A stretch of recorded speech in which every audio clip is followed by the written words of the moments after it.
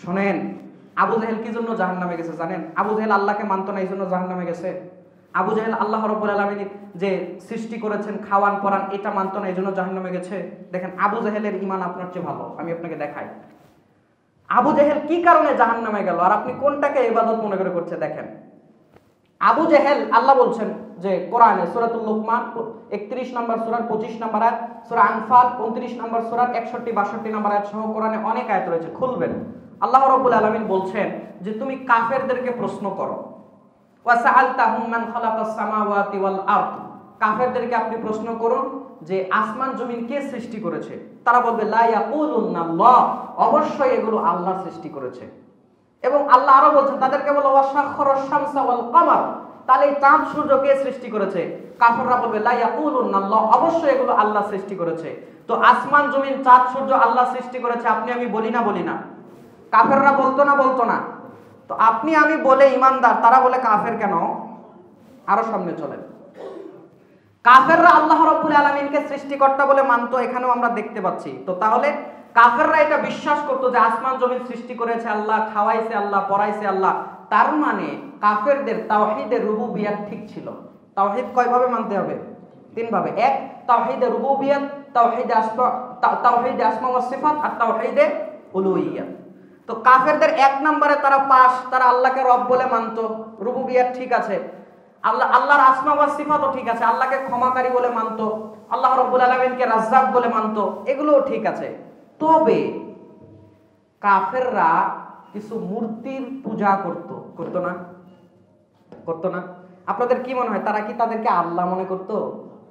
আপনার আমার ভুল ধারণা রয়েছে যে আমরা মনে করি তারা মূর্তির পূজা করতো। অসম্ভব, কেউ প্রমাণ করতে পারবে না যে কাফেররা মূর্তির ইবাদত করতো, মূর্তিকে আল্লাহ বলে মানতো। বরং তারা মনে করত এই মূর্তিগুলা তাদেরকে আল্লাহ রাব্বুল আলামিনের নিকটে পৌঁছায় দিবে, আল্লাহ রাব্বুল আলামিনের প্রিয় বান্দা করে দেবে। বুঝলেন? কাফেররা কখনো এই কথা বলতো না যে আমরা আল্লাহকে মানি না, আমরা আল্লাহর ইবাদত করছি না, মূর্তির ইবাদত করছি। বরং কাফেররা এই কথা বলতো, এই কথা ভাবতো যে এই মূর্তিরা আমাদেরকে আল্লাহর কাছে পৌঁছায় দিবে। আমরা ভাবি না? আমরাও ভাবি যে কিছু হুজুর আমাদেরকে আল্লাহর কাছে পৌঁছায় দিবে। সূরা জুমার খোলেন 3 নম্বর আয়াত, আল্লাহ রাব্বুল আলামিন বলেছেন কাফেররা ইল্লা লিউকাররিবুনা ইলাল্লাহি যুলফা, কাফেররা এটা বিশ্বাস করতো যে তারা এই মূর্তিগুলোর ইবাদত করছে, এই মূর্তিগুলো তাদেরকে রবের নিকটে করে দিবে, তাদের আল্লাহর নিকটে করে দিবে। এরা আল্লাহর প্রিয় বান্দা। আমরা গুনাহগার মানুষ, আমরা হারাম খাই, আমরা অন্যায় করি, আমরা নানান হারাম কাজে লিপ্ত আছি। সরাসরি আল্লাহ আমাদের কথা শুনবে না, সরাসরি প্রতিপালক আমাদের কথা শুনবে না।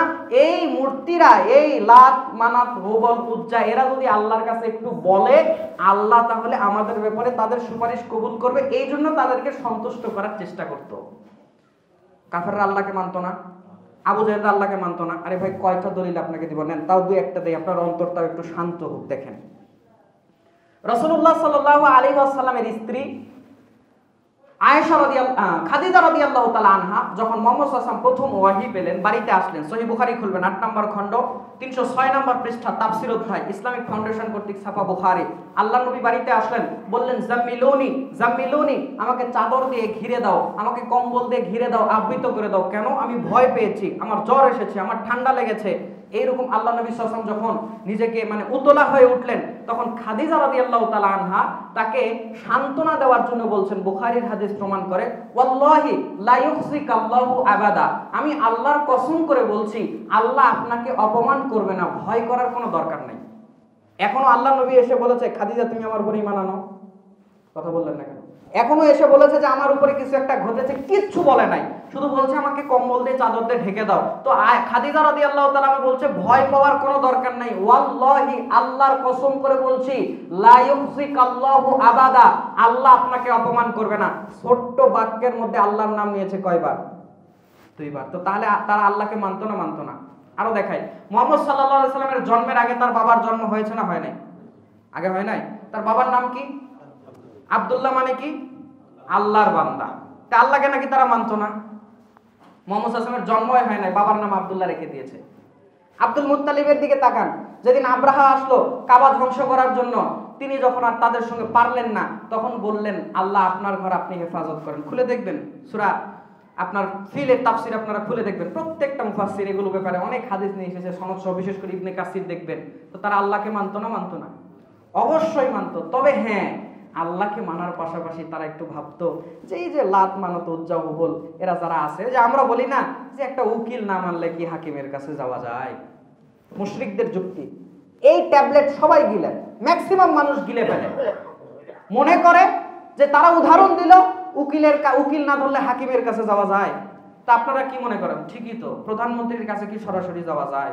আপনার আমার এই একটা বিশ্বাস তো আছে, দুনিয়ার নীতি নিয়মও তাই, কিন্তু আল্লাহর সঙ্গে আপনি ওই হিসাব করবেন? দেখেন না ঘটনাটা কি হচ্ছে। তার মানে আপনি বুঝাচ্ছেন যে উকিল আর হাকিমের সম্পর্কটাতে, হাকিম হচ্ছে বিচার রায় দিবে আর উকিল হচ্ছে বিচার কাজে সাহায্য করবে। কেন? হাকিম জানে না যে লোকের ব্যাপারে আপনার হচ্ছে কি হলো অপরাধ নিয়ে আসা হয়েছে, অভিযোগ নিয়ে আসা হয়েছে, সে নির্দোষ না দোষী, এটা হাকিম জানে না। দুই পক্ষের উকিল বলবে দোষী, একজন বলবে দোষী নয়, একজন বলবে দোষী আর একজন বলবে দোষী নয়। সাক্ষ্য প্রমাণ দেখার পর হাকিম এবার ওই দুইজনের কথার উপরে, উকিলের কথার উপরে রায় দিবে যে লোকটা দোষী অথবা দোষী না। কারণ ওই হাকিম জানে না যে লোকটা অপরাধী অথবা অপরাধী না। অনেক সময় দেখা যায় মিথ্যা সাক্ষী সাজিয়ে দিয়েছে, মিথ্যা সাক্ষ্য দেওয়ার পরে নির্দোষ একটা লোক, ওই হাকিমও জানে যে আসলেও লোকটা নির্দোষ, কিন্তু তাকে তারপরেও শাস্তি শোনাতে হয়। আপনি এখন কি মনে করলেন? ওই হাকিমটা যদি জানতো যে এই লোক দোষী না, আল্লাহ যদি তাকে সেই পাওয়ার দিতে, উকিলের দরকার ছিল? সেই পাওয়ার তার নাই। গায়েবের খবর আল্লাহ ছাড়া আর কেউ জানে না। তার মানে এবার হাকিমের জায়গাতে আপনি রাখলেন আল্লাহকে, আর উকিলের জায়গাতে রাখলেন আপনার পীর সাহেবকে বা মাধ্যমকে রেখে বলছেন। তাহলে ঘটনা কি হলো?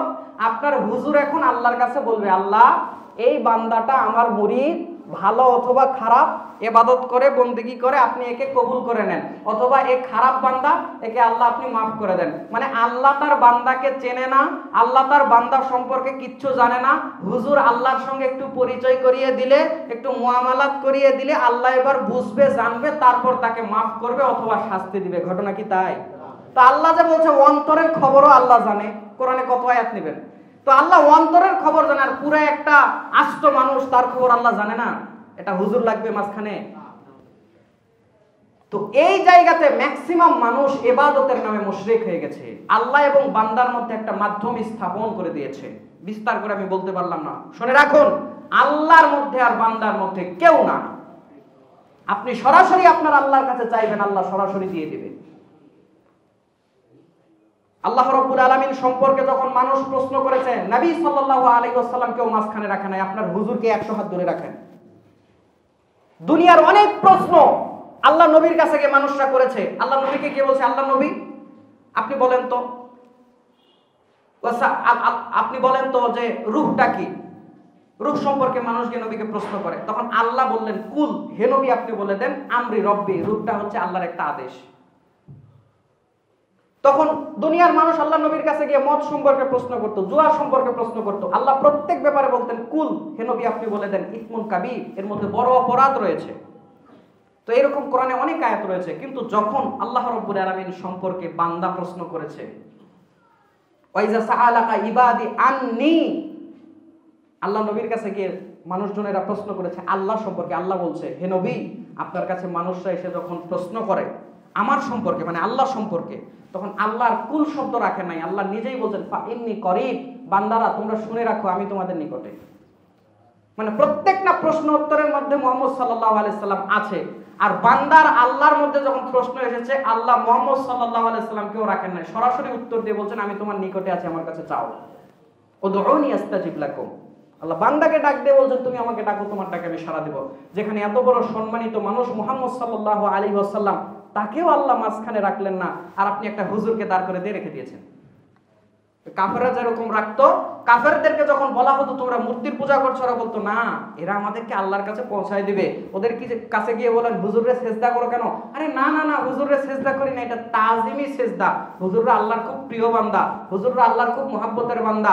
এই হুজুররা যদি আল্লাহকে একটু বলে দেয়, আল্লাহর সঙ্গে সম্পর্ক করে দেয়, জান্নাতে যেতে পারবো। তো কাফের আবু জেহেল যদি ওই আকীদা পোষণ করে, ও শুধু রেখেছিল মূর্তি, এই জন্য আল্লাহ যদি ওদেরকে বলে ওদের উলুহিয়াত ঠিক নাই, ওরা আমাকে ইলাহ হিসাবে মানতে পারে নাই, নাই, যথাযথ মূল্যায়ন করতে পারে নাই, ওরা সব জাহান্নামে যাবে। আপনিও বলেন আবু জেহেল জাহান্নামে যাবে, আমিও বলি আবু জেহেল জাহান্নামে যাবে, আপনিও বলেন ওই কাফেররা জাহান্নামে যাবে, আমিও বলছি ওই কাফেররা জাহান্নামে যাবে। তো ওই কাফেররা জাহান্নামে গেল ওদের ওই আকীদার কারণে, ওই বিশ্বাসের কারণে যে আল্লাহর মধ্যে কাউকে রেখেছিল। এই আকীদা রেখে যদি কাফেররা জাহান্নামে যায়, আপনার আমার আকীদার মধ্যে হুজুরকে রেখে আপনি কিভাবে জান্নাতে যেতে চান? আল্লাহ যদি আপনাকে জান্নাত দেওয়া লাগে, আগে আবু জেহেলকে দেওয়া লাগবে, কারণ ও আপনার আগে মরেছে।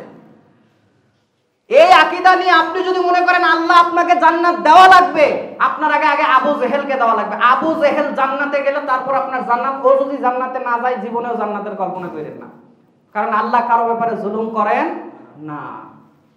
যাক, লম্বা করতে পারলাম না, অনেক আয়াত হাদিস রয়েছিল, আরো যেহেতু পয়েন্টগুলো বলতে হবে। 2 নাম্বার পয়েন্ট, তাহলে আল্লাহ এবং বান্দার ইবাদতের মধ্যে কাউকে মাধ্যম স্থাপন করা যাবে না, ঈমান ভেঙে যাবে। ইসলামই নাই আপনার, ঈমানই নাই। 3 নাম্বার পয়েন্ট, কাফের মুশরিককে কাফের মুশরিক না বললে সেই ব্যক্তির ঈমানও থাকবে না।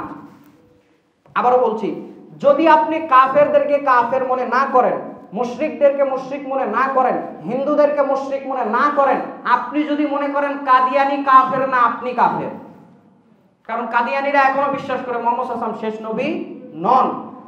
তারা আলটিমেটাম দেয়, তারা কাদিয়ানিদের পক্ষ থেকে আলটিমেটাম দিয়ে বলুক, আজ থেকে আমরা এই প্রেসের মাধ্যমে, মিডিয়ার মাধ্যমে, কনফারেন্সের মাধ্যমে জানিয়ে দিলাম আমরা মুহাম্মদ সাল্লাল্লাহু আলাইহি ওয়াসাল্লামকে শেষ নবী মানি, আমরা তাদেরকে কাফের বলবো না। যতদিন পর্যন্ত তারা এই আলটিমেটাম না দিবে, যতদিন পর্যন্ত তারা মুহাম্মদ সাল্লাল্লাহু আলাইহি ওয়াসাল্লামকে শেষ নবী বলে স্বীকার না করবে, ততক্ষণ পর্যন্ত একজন কাদিয়ানি সম্প্রদায়কে আপনি আমি মুসলিম মনে করতে পারবো না। যদি কেউ মনে করে ও কাফের, যদি কেউ মনে করে ও কাদিয়ানিদের অন্তর্ভুক্ত, কাফেরদেরকে মুশরিকদেরকে যারা ঈমান ভেঙে গেছে, যারা মূর্তি পূজা করে, এদের ব্যাপারে আপনি বিশ্বাস রাখবেন যে তারা মুশরিক, তারা কাফের, কাদিয়ানীরা কাফের, এই ব্যাপারে আপনার কোনো নরম এবং মধ্যস্থতাকারী কোনো আপনি বিশ্বাস রাখতে পারবেন না। আপনাকে বিশ্বাস করতে হবে কাফেররা কাফের। এবার দুই একটা দলিল নেন। আল্লাহ রাব্বুল আলামিন বলেন সূরা নাহাল 16 নম্বর সূরা 36 নম্বর আয়াত, আল্লাহ রাব্বুল আলামিন বলেন কুল্লি উম্মতি রাসূল আনি আবুদুল্লাহ ওয়াজতানিবুত তাগুত। আল্লাহ বলছেন নিশ্চয় আমি আমার নবীদেরকে পাঠিয়েছি এজন্যই যে তোমরা তাগুতের সঙ্গে সম্পর্ক ছেদ করবে এবং আল্লাহ রাব্বুল আলামিনের ইবাদত করবে। তাগুতের সঙ্গে আগে সম্পর্ক ছেদ করেন। কোরআনুল কারীম সূরাতুল বাকারা 2 নম্বর সূরার 3 নম্বর পারা আয়াত নম্বর 256 আল্লাহ রাব্বুল আলামিন বলছেন ফামাই ইয়াকফুরু বিত তাগুত ওয়া ইউমিন বিল্লাহ ফামাই ইয়াকফুরু বিত তাগুত ওয়া ইউমিন বিল্লাহ ফাকাদ ইসতামসাকা বিল উরওয়াতিল উসকা। আল্লাহ বলছে তোমরা ঈমান আনো, আগে কুফরি করো তাগুতের সঙ্গে। ঈমান আনার পূর্বে তাগুতের সঙ্গে কি করো? কুফরি করো। তাগুতের অনেক ব্যাখ্যা রয়েছে। শয়তানকে তাগুত বলা হয়, মূর্তিকে তাগুত বলা হয়, কুফরিকে তাগুতি শক্তি বলা হয়। ইভেন যে আপনাকে আল্লাহকে মানতে দিচ্ছে না, আল্লাহকে মানার ব্যাপারে বাধার সৃষ্টি করে, এদেরকেও তাগুত বলা হয়। তো যত পৃথিবীর তাগুতি শক্তি আছে, যত পৃথিবীর তাগুতি গোষ্ঠী আছে, সবাইকে আগে অস্বীকার করতে হবে, তারপর ঈমান আনতে হবে। আল্লাহ বলছেন তাহলে তোমরা এমন একটা হাতল ধরলে, এমন একটা রশি ধরলে, এটা কখনো ছিন্ন হবে না, এটা তোমাদেরকে জান্নাতে নিয়ে যাবে। তাহলে 3 নাম্বার ঈমান ভঙ্গের কারণ হচ্ছে কাফের বেদিন বেঈমানদেরকে কাফের মনে না করা। করি তো আমরা নাকি? যে স্পষ্ট কুফরিতে লিপ্ত, যে স্পষ্ট শিরকে লিপ্ত, যে স্পষ্ট ঈমান ভঙ্গের কাজে লিপ্ত, তাকে এটা আপনাকে বিশ্বাস করতে হবে যে আসলে সে কাফের। আমি বলছি না তার কাছে গিয়ে মাইক নিয়ে আপনি বলেন আপনি কাফের, আপনি কাফের, এটা আমি বলতে বলছি না। তবে আপনি বিশ্বাস করবেন তার এই কাজের কারণে সে কুফরি করেছে, এটা আপনার অন্তরে রাখতে হবে। তাগুতের সঙ্গে সম্পর্ক রেখে আপনার ঈমান টিকবে না। একটা মেয়েকে যদি আপনি বিয়ে করতে চান, ওই মেয়ের যদি আরেক জায়গাতে বিয়ে থাকে, তালাক যদি না হয়, ইদ্যত পালন যদি না হয়, কাবা শরীফের ইমামও যদি বিয়ে দেয়, বলেন না বিয়ে হয়েছে? কাবা শরীফের ইমাম কিন্তু বিয়ে দিয়েছে, বুঝলেন? আব্দুর রহমান সুদাইস বিয়ে দিয়েছে, হবে? কেন হবে না? আগে একটা ওর জামাই আছে, ওইটার সঙ্গে আগে তালাক হতে হবে, জামাইকে তালাক দিতে হবে বা তার খোলা নিতে হবে, ইদ্যত পালন করতে হবে, তারপর বিয়ে। এর আগে কাবা শরীফের ইমাম কেন, সারা পৃথিবীর হুজুররা বিয়ে করালেও বিয়ে হবে না। তো আপনি যদি তাগুতের সঙ্গে সম্পর্ক ছেদ না করেন, ওদেরকে কাফের মনে না করে হুদাই ঈমান আনার ভান করেন, ওই কাবা শরীফের ইমাম যদি বিয়ে পড়ালে ওই মেয়ের সঙ্গে আপনার বিয়ে না হয়, তাহলে আপনি তাগুতের সঙ্গে সম্পর্ক রেখে ঈমান আনলেও আপনার ঈমান শুদ্ধ নয়। কাফেরদেরকে কাফের মনে করবেন। অনেক আয়াত হাদিস রয়েছিল, ওইদিকে গেলাম না।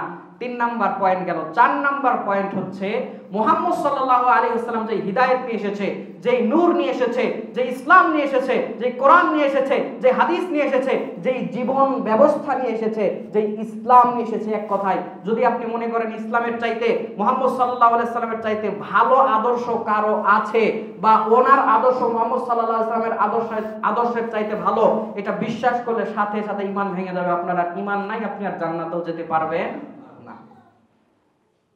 ঈমান ভেঙে গেলে কি করতে